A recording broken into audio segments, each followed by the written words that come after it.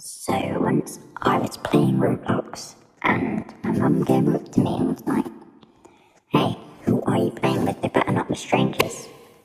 And so in a panic I said, and I pointed at this guy, this random guy, and said, "Oh, his name is Jimmy, he's my friend from school." And she was like, "Okay then, why is his username my name Bob?" So I was like, "Oh, it says fake name, so that strangers don't know his real name." She was like, "Okay, can you give me his number?" So I gave her a random number, and guess what?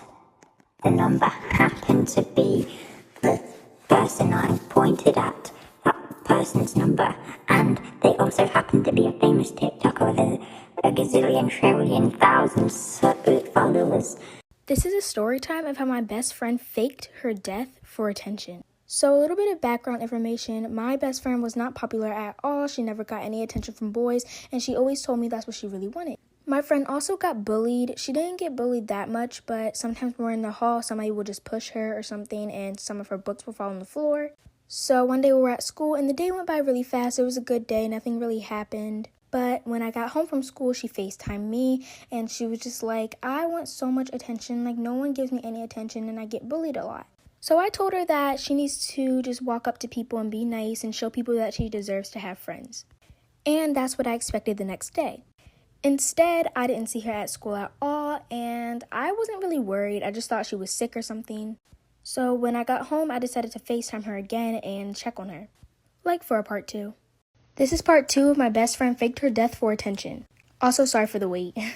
So I FaceTimed my best friend and she didn't answer. I FaceTimed her again and she didn't answer. Then she texted me and turns out it was her mom. We're gonna call my best friend Elizabeth, by the way. She said my best friend passed away 7 hours ago. I broke down in tears. To be honest, I don't really know how, but the next day it got around to the whole school, and everyone knew that she was dead. Well, thought she was dead. Everyone was saying, like, "rip my best friend" on their Snapchat and Instagram stories. It was crazy. So this went on for about another week. Then I get a FaceTime from my best friend. She's literally laying in her bed laughing. So then she starts sending me pictures while laughing about everyone saying "rip" to her. At that point, I didn't think it was funny. I started to get mad at her. I'm not going to get into detail, but we started yelling back and forth. Then she called someone in the room, like for part 3. This is part 3 of my best friend faked her death for attention, and you guys been asking for it, so here you go. So basically, my best friend told everybody that she was dead except for one person, and that one person was her boyfriend. Her boyfriend knew that she was getting a bunch of attention, so that's why he decided to be with her. Now that we got that out of the way, in part 2, I told you guys that somebody walked in. There it is. That was her boyfriend that walked in. Let's call Elizabeth's boyfriend Joseph. So Joseph grabs Elizabeth's phone and starts cursing me out. After that, I got mad and started clapping back at him. They immediately hung up the phone after that, and that was it. I woke up the next morning to tweets all around Twitter, a bunch of posts on Instagram, Snap stories, all rumors about me. After that, I was furious. I quickly got my clothes on and started to get ready for school. Like I said, I was furious and I was so ready to come after her. Like for part 4. This is part 4 of my best friend faked her death for attention. So when I get to school, of course, everyone's looking at me. I'm trying to stay humble. But then people just continue to stare at me and it makes me so mad. So I saw a chair sitting outside of a classroom. So I stood on the chair and I explained everything that happened. I screamed at the top of my lungs as I told everyone that she faked her death. I told everyone that her boyfriend is using her only because she has attention. A couple seconds later, I see Elizabeth walk down the hall. After I gave that speech, everyone turned their eyes to Elizabeth. Everyone wanted to be my friend all day, and as soon as I got home, I checked my phone and I saw a bunch of death threats from Elizabeth. I also saw that everyone deleted their post about me and put new posts up about Elizabeth. There were a couple people that was saying stuff about Joseph too. I blocked Elizabeth and Joseph on all social medias, and obviously blocked him from my messages. Elizabeth moved schools, and I haven't spoken to her since. That's the end. During 10th grade I was in a super toxic friend group and they would treat me like shit every day. I got a boyfriend and they all started calling me a slut and said I'm too ugly for him. I just ignored them but they started spreading fake rumors about me and my parents saw them so they kicked me out. My boyfriend broke up with me since I was homeless. I stayed on the streets and would get bullied every day for having dirty clothes and because I couldn't shower. I had one female teacher and she became my legal guardian and I'm so grateful for her. I got kicked out of my friend group so in lunch I would basically just hang out with the teachers. For all those years I suffered from depression so I wanted to take revenge since they did a lot of damage to my life. In 12th grade I started my own business and it kinda did well. I started getting more money and they came crying back for me and I guarantee only for my money. I started plotting my revenge since that day. There was 5 people in my friend group so I started off with the fucking snitchy ass Alicia. She was an A student so when our test came back I started erasing her correct answers and put an F on her test. Y'all remember how PE teachers used to make you run the mile in elementary school? Well boy do I have a fucking story for you. So I was out on the field running my second lap and my stomach started hurting because my fucking mom decided to buy McDonald's for breakfast. So I asked the teacher if I could go to the bathroom and that bitch ass Trump gorilla looking motherfucker said no so I just kept running and prayed to Michael Jackson that it would go away. So I'm on my third lap and I have to fart. And on God I pulled an Essa Barrett. So much shit came out that I could literally make a 4-course meal with it. And a chocolate fountain for dessert. I was about to fucking cry. Obviously I wasn't gonna tell my teacher that I shit myself so I just said I felt like I was gonna throw up. So I go to the clinic literally holding my hands on my ass so nobody would see my shit. When I get to the clinic the nurse tells me to sit down but in my head I'm like bitch if I sit down your chair is gonna look like the chocolate river from Charlie and the Chocolate Factory. So I just lean on the wall until my mom comes to pick me up. When I stand up off the wall to go to the bathroom my shit is smeared on the wall and the nurse looks at it and she's like, what the fuck? Was that you? And I was like, ew. Hell no. And I run to the bathroom and my whole ass had shit on it and when my mom picked me up I started crying because she asked what smelled like dog shit and she thought she stepped in something and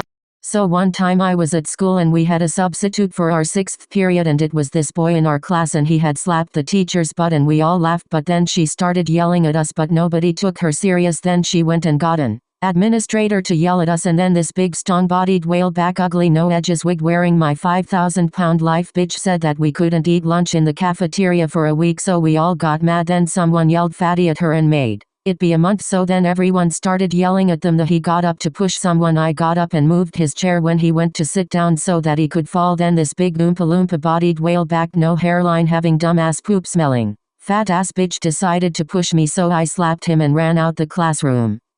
So one time me and my sister had to take the trash out and tell me why these big fat crusty dusty black brown country roaches was all on the trash can. So then my sister big fat hamburger helper self tried to get me to open the trash can with them musty dusty rusty roaches on it. So I start whining and so I throw the trash bag. This musty dusty oompa loompa rodent yells roach. I had a fucking heart attack like bitch why the fuck would you do that? So I pushed her and ran into the house. Then she said it was a fucking roach on my fucking back and I tell you I was gonna wipe that shit all on her but instead I started rolling on the floor. So one day my mom told me and my siblings that she had saved up enough money to buy her dream car. We were like yes queen period. Anyways after she picked up her new whip she took us and we got some yummy McDonald's. My phone was on Bluetooth and we were blasting music and having a full on karaoke session and all that fun shit but of course I had to fucking spill my coke but my mom said it's no big deal but I expected a whooping. The next day while she was cleaning her car we had to go outside because we had a cleaner. I was learning the new WAP dance and didn't realize my phone was still on Bluetooth. So this is what my mom heard. Now from the top, make it drop, that's some wet, that's some wet. Now get a bucket and a mop, that's some wet, that's some wet. I'm talking wop.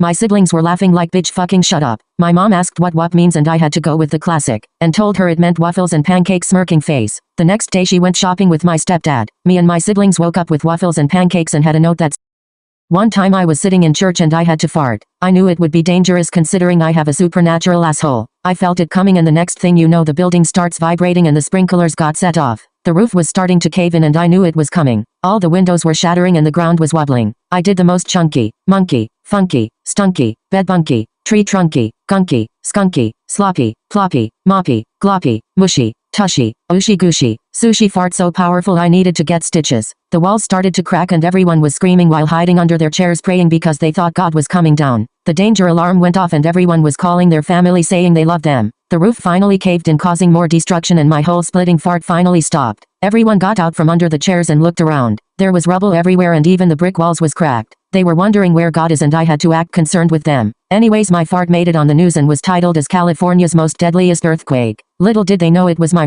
This is a story time on how I found out my dad killed my grandma, aka his mom. So one day we went over to my grandma's house. And guys, my grandma was an amazing person. She had an amazing personality. She was funny, she was kind, and every single time we went over there, she always offered to give us food and snacks and drinks. Like, honestly, I loved her so much. But for some reason, my dad was standing in the corner with an aggravated look on his face, as if someone was doing something wrong. But nothing really happened. We just ate and hung out. Then we went home. So a couple weeks later, my dad goes out to work, and I stay home taking care of my little siblings. Well, before he gets home, we get a phone call. So I was the oldest in the house, so obviously I answered the phone. Turns out it was the police. And they were saying that my grandma's body was discovered in her own house. I wanted to cry, but I wanted to keep a good example for my little siblings. Like and share for part 2. Hey guys, so I'm so sorry for the wait. I've been hanging out with my family for the past 2 days, and I haven't been able to upload anything. So I will find a way to make it up to you guys. Maybe I'll do like shout outs or something. But just please forgive me. But anyways, this is part 2 of how my dad killed my grandma, aka his own mom. So I was on the phone with the police, and my siblings had no idea what was going on. So long story short, the investigation goes on for another 2 months. I was still depressed because my grandma was basically one of my biggest support systems, and she helped me throughout all my problems. So I missed her a lot. Like, I would jump off a cliff to get her back. So anyways, the police was getting all the DNA they could, and that's really all I heard from the police. But my dad acted pretty much normal. He always went to work every single day, and I took care of my siblings. Until I got a call from the police, like for part 3. Hey guys, so I'm going to try to post more consistently because I know you guys are missing videos from me when I don't post as much. Because there's also a lot of stuff going on in my life away from TikTok, so I'm also doing school and a bunch of other stuff. So I hope you guys understand. But anyways, this is part 3 of how my dad killed my grandma, aka his own mom. So I get a call from the police, and I'm kind of nervous to answer the phone because I haven't heard from the police for a while, and if they ever call me, it's because they found something. So I pick up the phone, and the police is like, "Hello? Hello? We have some DNA." "Okay, what is it?" "Unfortunately, we found some DNA from your dad." My dad? How could this happen?" "Not only that, but your grandma has a lot of security cameras in her house. So all the evidence is on video." Oh my gosh, I can't believe this. Thank you so much for telling me." "You're welcome, bye." At that point, I didn't know what to do. The next thing I needed to find out was where my dad was. I thought he was at work, like for part 4. For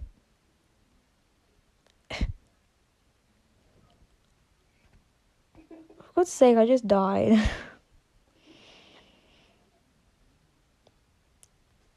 Okay. I don't know who that was, but yeah. Meet me outside.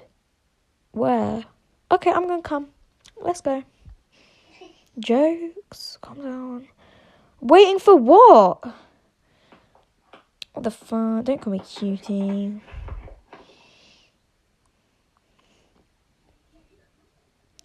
I can't do this. I'm so bad at this. Oh my god. Chill.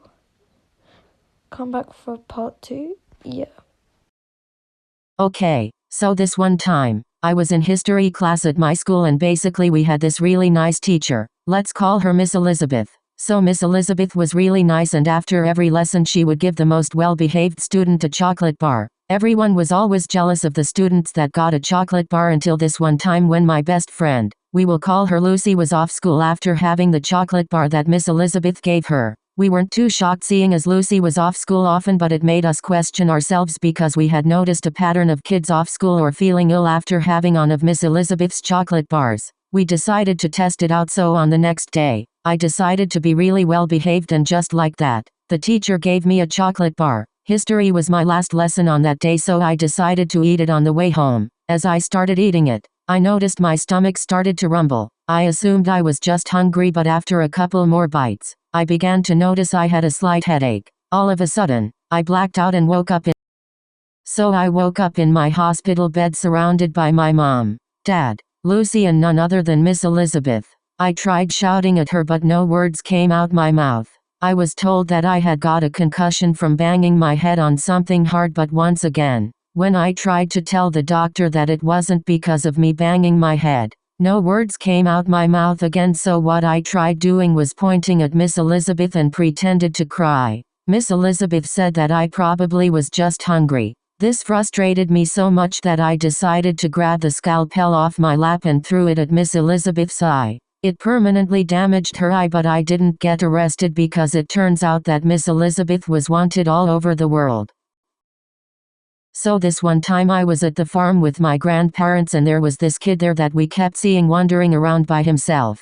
We wanted to ask him where his parents were, but it might have sounded a bit weird. We just carried on exploring the farm until we reached the horse exhibit, and once again, that kid was there. While we were stroking one of the horses, a woman bursted in, shouting someone's name. We will call them Kyle. So this woman was going around shouting Kyle and started to panic. While all this was going on, the little boy who we saw earlier had decided to climb the fence blocking the horses and leaped into the horse cage. Stupidly, he had decided to go round the back of the horse to see its poop. All of a sudden I saw the woman who was shouting Kyle leaped over the fence and went to grab the boy. This frightened the horse and it decided to kick the boy right in the stomach. I don't know what happened after, so the end. Bye, sisters!